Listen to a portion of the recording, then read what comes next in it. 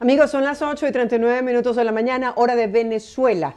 Para todas esas personas que están atentas a lo que va a pasar con el sector universitario en nuestro país, recordamos que el día de mañana se conmemora el Día del Profesor Universitario. Y para conocer cuáles son sus exigencias salariales y qué ha ocurrido en estos últimos días, tenemos como invitado a José Gregorio Afonso. Él es presidente de la Asociación de Profesores de la Universidad Central de Venezuela. Gracias por estar con nosotros. Bienvenido.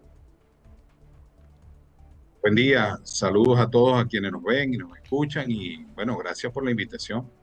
Claro, queríamos que compartiera con nuestra audiencia este comunicado que emitieron el día de ayer y que tiene que ver con algunas exigencias y algunas violaciones a los derechos que les corresponden a los profesores. Quisiera que compartieran cuáles son. Bueno, nosotros desde ya tenemos digamos, una violación continuada y sostenida durante años de nuestros derechos contractuales por parte del gobierno nacional. Esto ha alcanzado no solo cualquier rincón del país, sino que ha sido conocido fuera de nuestras fronteras. Nuestras quejas incluso han sido presentadas ante la Organización Internacional del Trabajo, la OIT, y sin embargo el gobierno permanece con oídos sordos a eso. Nosotros hoy, los profesores universitarios en Venezuela y en general los trabajadores de la administración pública, no contamos con salario. Hay unas transferencias que envía el gobierno que están muy distantes a hacer salario.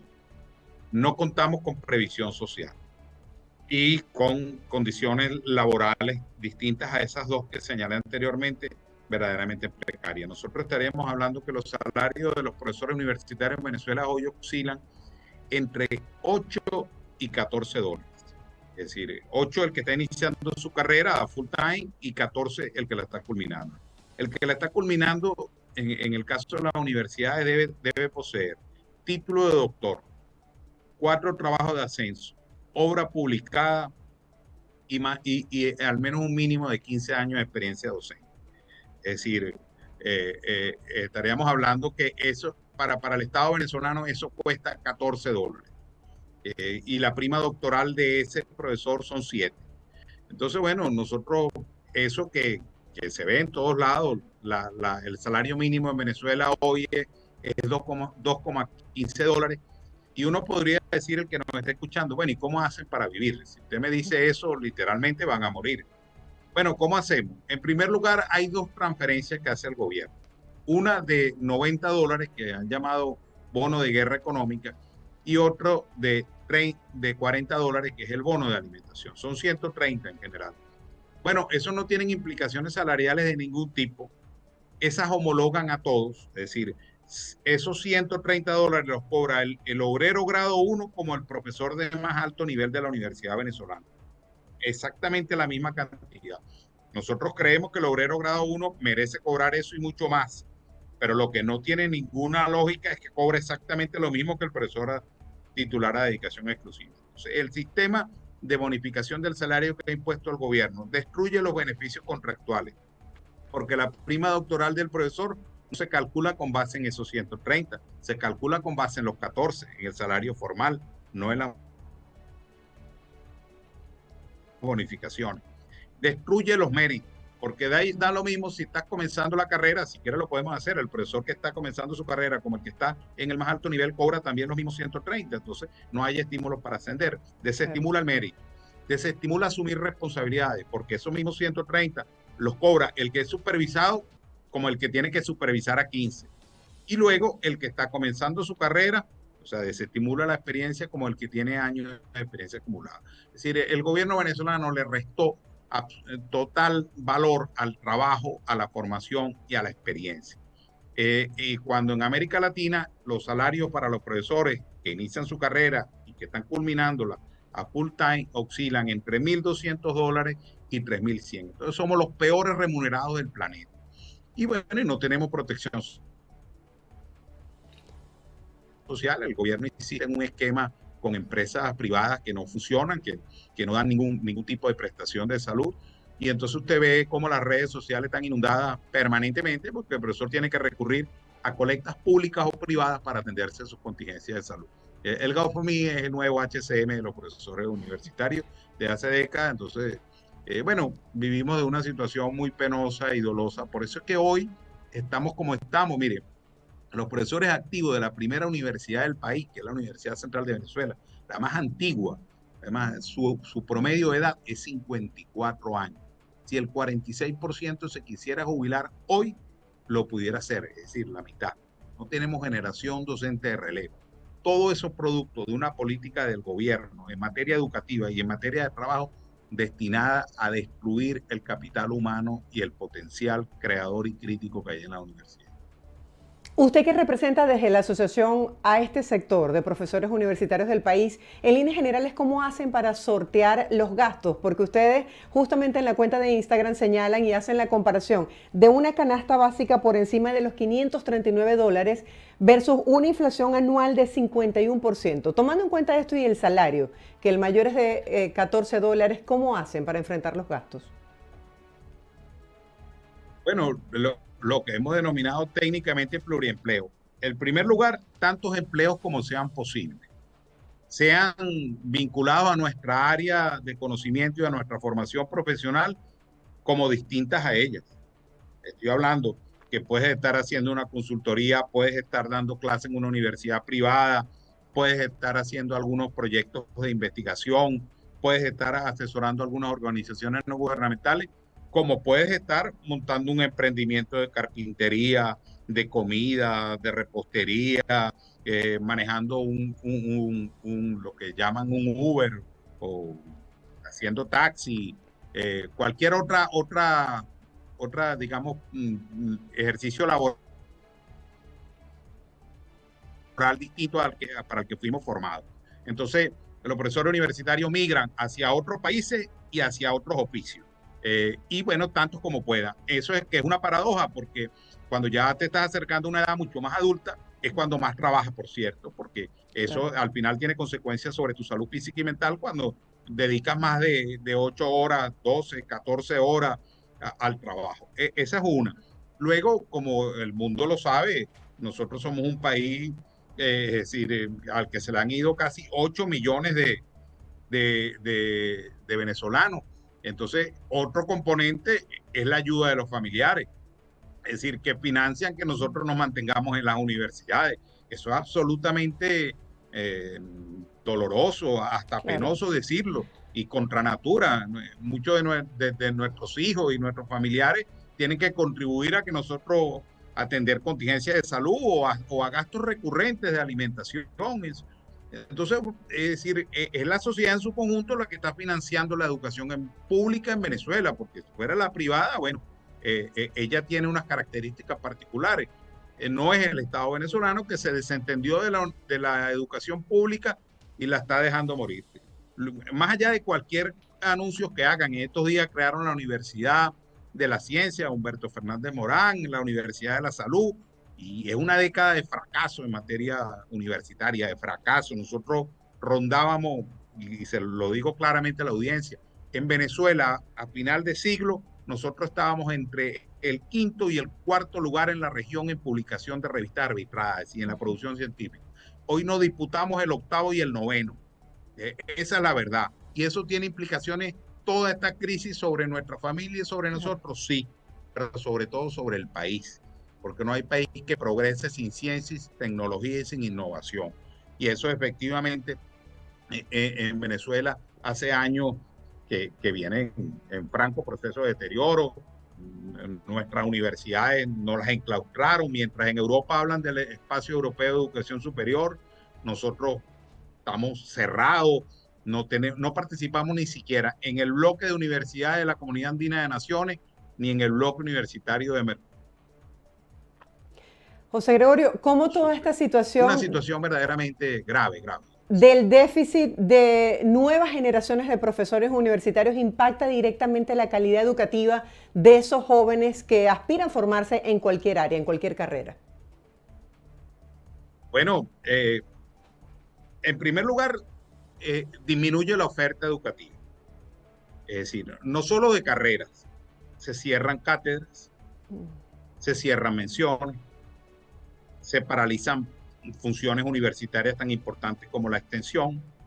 La investigación se hace muy limitada. Claro. Nosotros, los profesores, en estos días en una conversación decíamos que en algunas de nuestras facultades hoy nos hemos convertido en presentadores de demos y demostraciones, pero nuestros estudiantes de veterinaria no tienen al día las estaciones experimentales donde trabajen con animales y tengan el contacto directo, estaciones experimentales para cruces genéticos, en medicina, en hospitales bien dotados para toda la formación de nuestros jóvenes, en salas clínicas, en odontología. Sí, la educación universitaria de calidad hay que invertirle. Eso no es una cosa de agarrar un lápiz perdón, una tiza y un borrador, o simplemente es que hasta la educación a distancia, es decir, que no solo que requiere tiempo, también es costosa, es decir, tenemos que tener buena conectividad,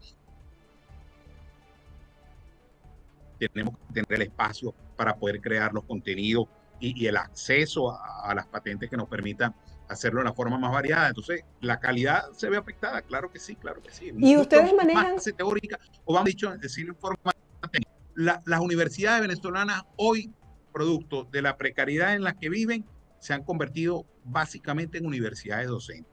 Las universidades en el mundo deben ser universidades docentes, universidades de investigación y universidades de extensión. José Gregorio, ¿y ustedes manejan estadísticas de la deserción de profesores y también de estudiantes en esta área? Sí, como no, ya, nosotros estamos rondando en profesores alrededor de un 42% de deserción. Y no es más porque a veces hay reposición y el problema es la cualidad de la reposición, porque si se nos va un profesor con un tercer nivel, si nosotros llamamos escalafón, ya formado con 14, 15 años, nos viene uno iniciando que hay que formar. Correcto. Es decir, estadísticamente hablamos que sustituimos uno por uno y ahí no hay vacío, pero cualitativamente sí, ¿verdad?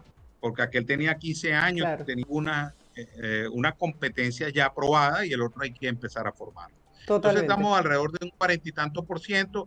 Mira, nosotros llegamos a tener en esta universidad, por ponerte, la Universidad Central como Caracas en el país, termina siendo a veces incluso una suerte de burbuja en relación con otras universidades del país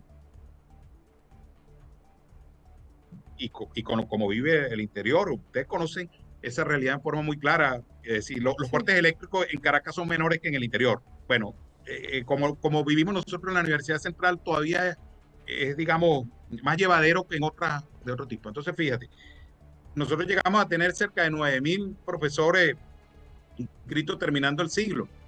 Hoy nosotros estamos alrededor de 5.700, 6.100. Es decir, ahí se ve claramente. Y en estudiantes, si se nos van 8 millones de venezolanos, ¿qué es lo que más se nos va? Se nos van jóvenes. Los jóvenes son los que asumen, por todas las cualidades, emigrar. Nosotros llegamos a tener una matrícula de pregrado de 58.000 estudiantes, finalizando la década de los 90. Y hoy nuestra matrícula no supera los 23.000 estudiantes, es decir, menos de la mitad. De nuestras universidades se están quedando viejas y vacías, es decir, sin generación de relevo joven de profesores y vacías con pocos estudiantes. ¿Cómo se vive eso siendo profesor? Nos enseñan desde pequeño que la base o el futuro de cada país depende de su educación y dependen de las nuevas generaciones. ¿Qué pasa con Venezuela si se está quedando, según nos explica, sin un alto porcentaje de esos profesores que tienen formación y experiencia y al mismo tiempo esto repercute también en una baja tasa de estudiantes? Bueno, se vive, es decir, a ver, resistiendo, ¿no? No hay nuevas grandes y nuevos anuncios. Eh, es decir, tratando de conservar lo que tenemos, que la experiencia al final también es un valor, es un acervo, es un capital. Con lo que tenemos nos mantenemos. Nosotros siempre hemos creído que vamos a tener un tiempo mejor. Lo vivido en Venezuela en los últimos meses a lo mejor acelera en el mes de enero este proceso migratorio y esta pérdida de capital humano. Ya cuando la gente reconociendo, si llega a reconocer o a interpretar que un cambio no es posible en el corto plazo, por las razones que todos conocemos. Eso va a acelerarse y bueno, se vive tratando de mantener la calidad con lo que tenemos. Por ejemplo, esta autarquía en la que viven las universidades, nosotros a través de toda esta difusión de las TIC y el acceso abierto que tenemos a ellas, bueno, tratamos de intercambiar con nuestros pares, de mantener nuestras cátedras, de dar el mejor aporte que podamos, tratamos de convencer a los estudiantes más talentosos, algunos a que se queden dando clases, tratando de enamorarlos por la vía de la convicción y por algo que es muy importante, que tal vez a la gente nos pueda decir, nosotros no tenemos oficio, somos masoquistas, por decirlo de algún modo, decirnos, no nos mantenemos a vivir en precariedad por gusto, sino que los académicos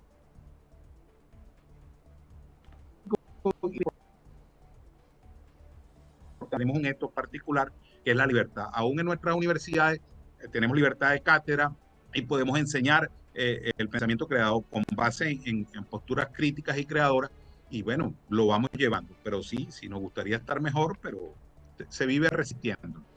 Ahora, ustedes han salido a la calle a protestar, han hecho actividades de calle y han levantado la voz a través de los diferentes medios informativos para exponer su caso. ¿Cuál ha sido la respuesta que han obtenido del gobierno?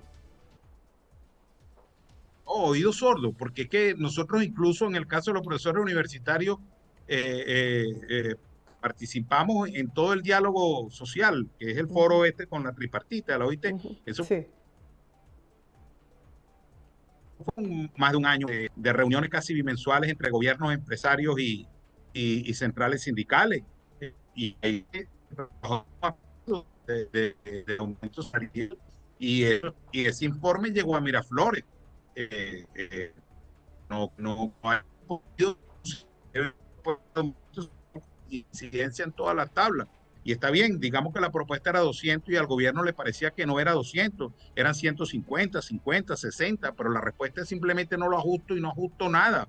Es decir, total y oído sordo. Nosotros nos aproximamos el martes 10 de diciembre. Por paradoja, en el país se cumplen 1000 días sin aumento salarial.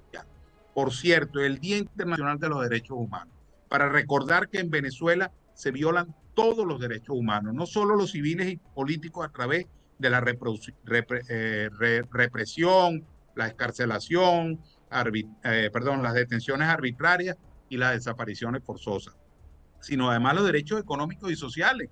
1000 días sin aumento salarial, eso es algo, bueno, inaudito. Ni siquiera el gobierno venezolano, que se la pasa predicando justicia social, humanismo y socialismo, ni siquiera en los países más liberales del mundo eso ocurre, ¿no? Allí anualmente se revisan las remuneraciones y se acuerdan entre los diferentes sectores sociales. Nosotros vamos a seguir manifestándonos, el mismo martes nos vamos a manifestar, es lo que nos asiste nos asiste la ley, nos asiste la razón y los derechos. Bueno, y el gobierno en algún momento tendrá que responder a eso, porque ellos al final tienen un mandato constitucional y la gente lo va a reclamar. Nosotros en eso sí Un mensaje brevemente para la siempre comunidad de creemos y nos profesores mantenemos. en relación a la conmemoración del Día del Profesor Universitario el día de mañana. Que lo conmemoremos en todo el país. Ser profesor universitario no es un empleo, es un proyecto de vida. Nosotros lo asumimos y nos quedamos en ello. Nosotros tenemos la grandiosa y valiosa labor de formar a nuestros jóvenes. Nada más brindarles a ellos la posibilidad de un futuro vale la pena. Nosotros, como se reivindica ese día, se reivindica el principio de la autonomía universitaria, promulgado a través de la Junta de Gobierno en el año 58, presidida por un profesor universitario, Edgar Sanabria, de la UCB. Nosotros ese es un día para reivindicar la autonomía universitaria, para reclamar presupuestos justos para las universidades, para reivindicar nuestro derecho a contar con un salario digno y decirle a nuestros jóvenes, a nuestros estudiantes que estamos comprometidos con su futuro, porque somos seres humanos de ciencia y del pensamiento humanístico y estamos absolutamente seguros que sin eso no hay progreso para el país. Gracias por ese mensaje que rescata la mística, el sentido de orgullo que han tenido los profesores universitarios y le reconocemos ese mérito de poder sembrar esa semillita del aprendizaje y del amor por el conocimiento en los jóvenes venezolanos y aportar no un granito, sino montañas de arena en función de un futuro mejor para Venezuela. Feliz día. Nosotros les agradecemos a ustedes por invitarnos. Gracias. Era José Gregorio Afonso, representando a la Asociación de Profesores Universitarios de la Universidad Central de Venezuela, presidente de esta asociación. Nosotros hacemos una breve pausa comercial, quédese aquí con nosotros en Buenos Días, porque al regreso estaremos compartiendo con el internacionalista y periodista Alejandro Linares Mendoza, analizando un tema de interés mundial. Ya regresamos.